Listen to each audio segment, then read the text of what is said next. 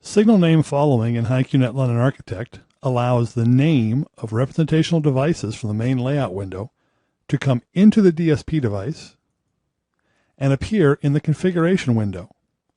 These names follow the signal through the device and are visible on every processing object that signal hits. These names continue until that signal is either mixed by a mixer or a summer, or split into multiple frequency components by a crossover. At the output of a mixer or a summer, the signal name becomes the name of that object. By changing the name of the object, that signal name can also be changed.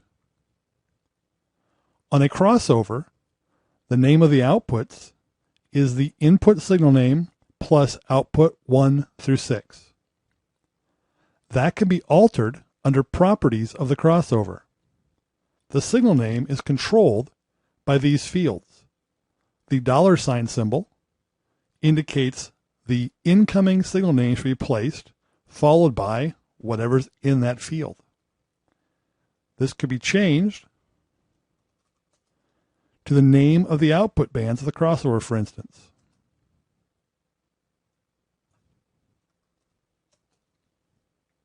And those changes will be reflected on the output of the crossover.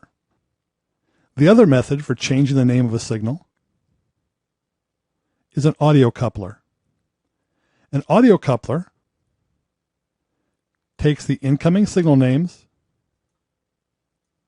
passes them out unchanged unless you place a custom entry in properties.